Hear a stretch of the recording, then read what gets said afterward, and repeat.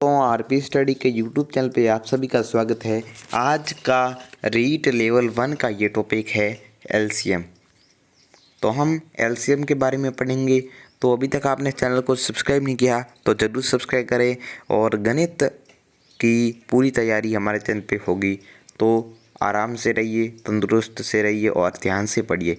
आज का पहला ही टॉपिक है एलसीएम।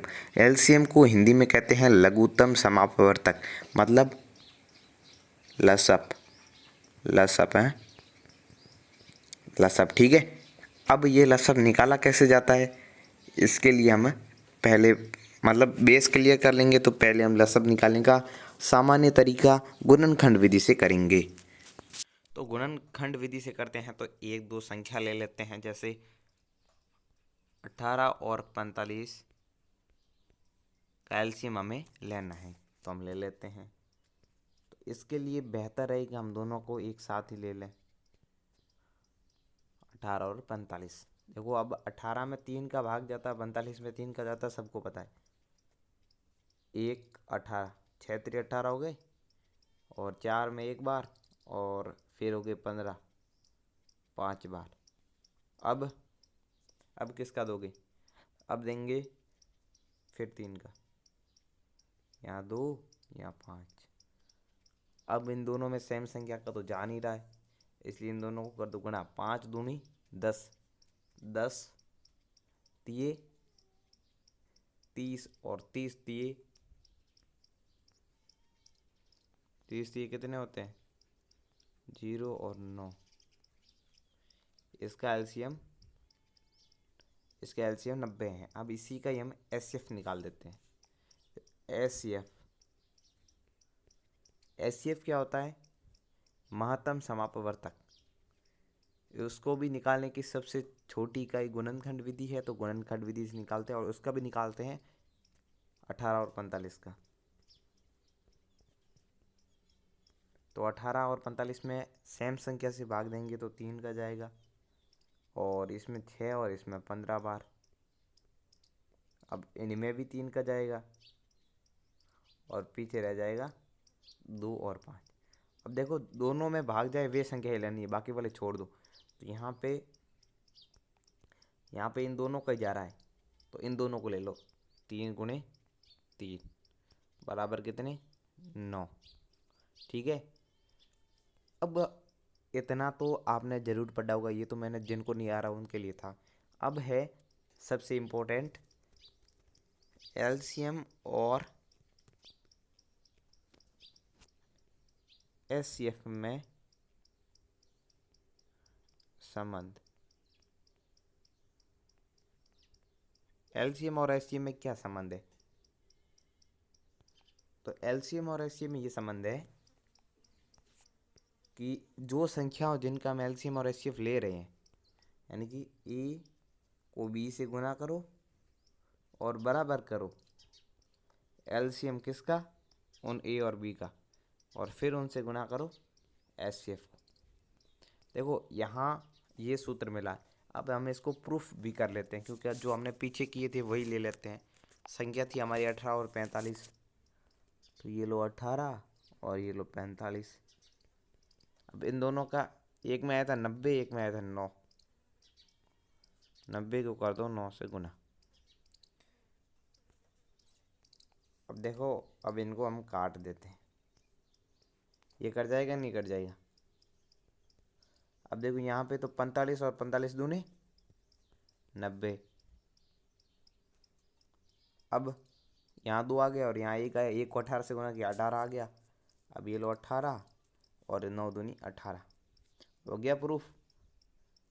तो यह सूत्र वेरी इंपॉर्टेंट है कि एलसीएम ए और बी का गुणा करूं और एलसीएम और एचसीएफ। अब इसी से ही कुछ बने हैं सूत्र। ए निकालना हो तो क्या होगा सूत्र? ए का क्या सूत्र होगा? ए बराबर वही सूत्र है, एलसीएम किसका? ए और बी का, और इससे गुणा कर रहा था एचसीएफ, वो भी ए बी का, ठीक है। और इसके बट्टे में है बी, क्योंकि उधर गुणा हो रहा था, इधर पक्षांतरण करने पे भाग हो गया। अब बी निकालते हैं।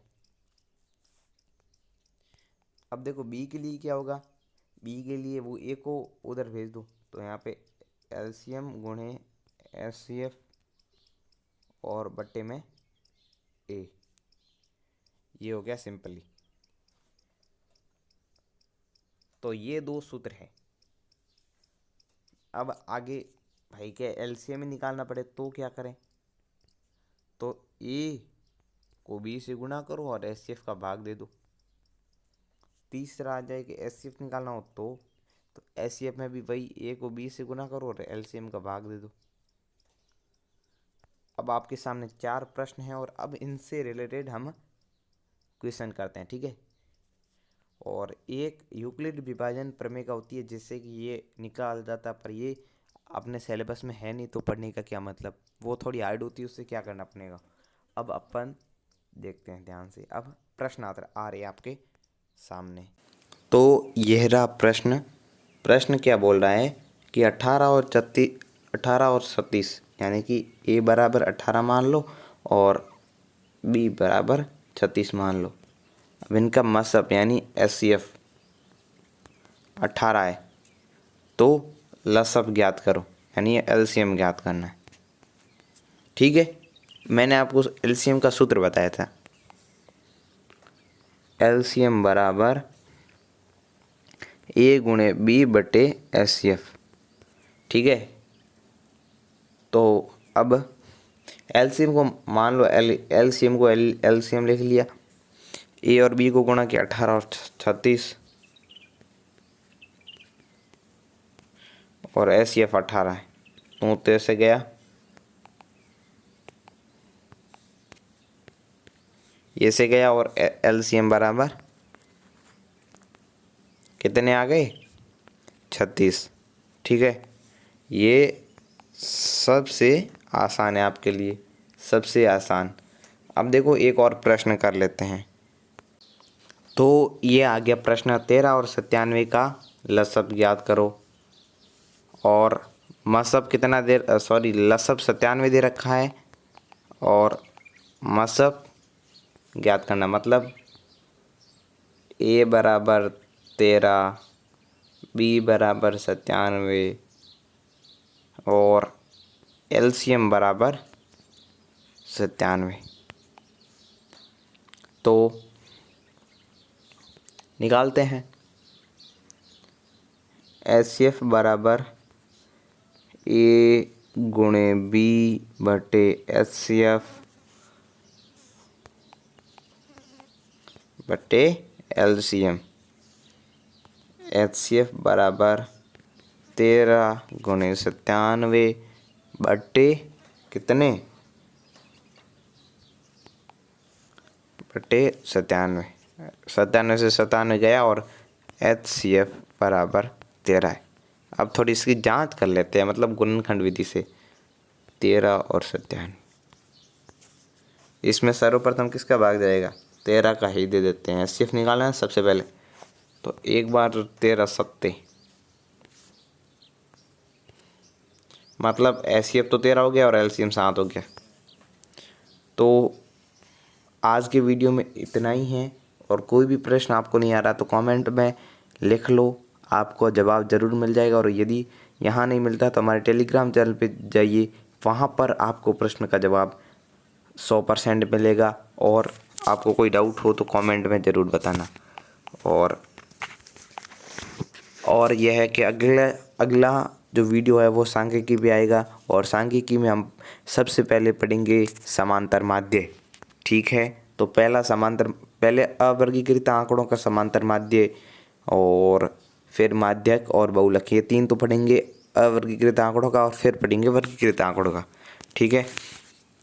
तो आज के वीडियो में इतना ही। Thanks for watching this video and like and share and comment, और अपने दोस्तों के साथ शेयर करना ना भूलें, क्योंकि जितना शेयर करोगे उतने ही विद्यार्थी हमारे पढ़ेंगे, और इसमें आपका भला और हमारा ही भला है, ठीक है। तो आई होप एलसीएम और एचसीएफ आपका क्लियर हो गया होगा, और इनमें संबंध है वो भी आपका क्लियर हो गया होगा। एक बार सूत्र देख लीजिए, एलसीएम गुने एचसीएफ बराबर ए गुणे बी, यही सूत्र है ना। उल्टा सीधा जैसे भी करो पर मेन सूत्र यही है। ठीक है, तो ओके, टाटा, बाय बाय।